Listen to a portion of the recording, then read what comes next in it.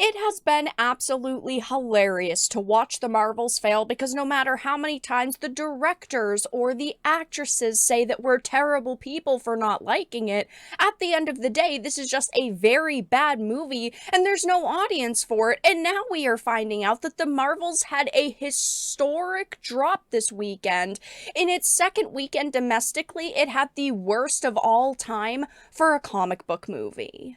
I have a few different things that I want to show off, but before we get into the topic, if you enjoy the content I create, check out the links in the description, follow me on social media, and consider supporting through Patreon or via YouTube memberships.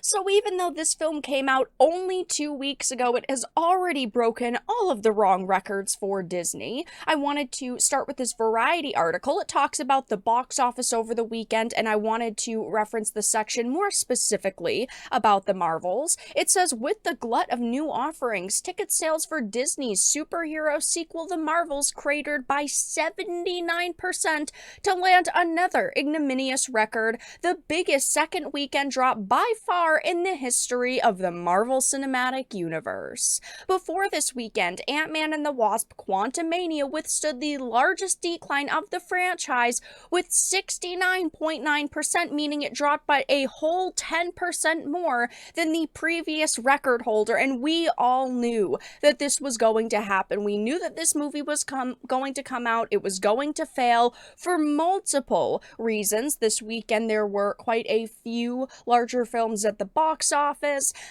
most notably Hunger Games. We had zero hype behind this film, and every single time they would release promotional material for this movie, it would get absolutely ratioed because they do not know what fans of the MCU want. You're not going to win older fans back by putting out movies like The Marvels with Monica Rambeau, Miss Marvel, and Captain Marvel with a gender-swapped villain.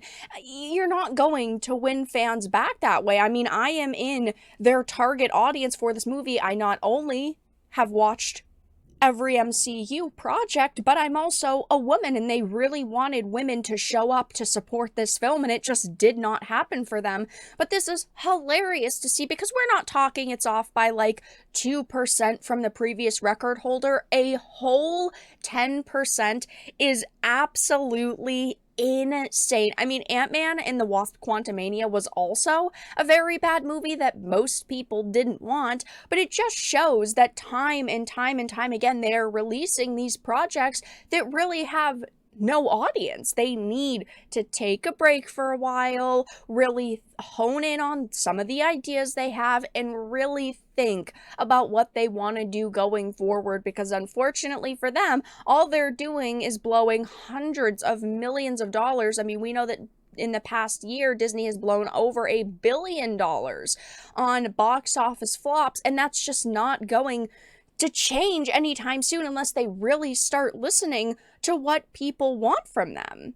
It says, though, after noticing the worst start in the entire MCU, the Marvels tied for third place with 10.2 million from 4,000 theaters, bringing its domestic tally to 65 million. The 220 plus million budgeted tentpole is the rare Marvel movie to underperform at the box office, and part of the problem is that it's bearing the brunt of the audience's fatigue towards this sprawling franchise. I love how Variety is still trying to defend the MCU, saying that it's the rare Marvel movie to underperform at the box office. Most of the recently released MCU films have underperformed in some way, shape, or form, whether it is, release weekend or it's over time, its whole run at the box office. A lot of these movies have been underperforming since, of course, the Infinity Saga ended. That was the end of the MCU for so many people. And yes, I completely agree that since then, they have not been able to capture the magic of what made the MCU so special in the first place, but they're still trying to damage control here. It also says, but at this rate, it may not even match the opening weekend of its predecessor 2019's Captain Marvel, 153 million, by the end of its theatrical run, and I truly hope that happens. I usually don't say I hope projects just straight up fail, but I really hope that it does not even hit Captain Marvel's opening weekend in its entire run, simply because I want the creatives at Marvel and the Kevin Feige's to get it through their heads that this is not the type of content that we want. They need to rethink their entire strategy going forward. And of course, there are many tweets up on this now. It, of course, says it had a giant drop in its second weekend, the worst of all time for a comic book movie. In comparison, Morbius, which was a terrible film, had a 73.8% drop, in The Flash, a 72.5% drop. Whew, I mean, it is beating these movies out by a mile for all of the wrong reasons. Disney Plus by next weekend. I don't know if they'll put it on Disney Plus next weekend, but I do think that they will rush it to Disney Plus. I do think that we're probably going to see it after it's been in theaters for 2 more weeks, meaning a month in total. I think that they are going to push this out as fast as possible.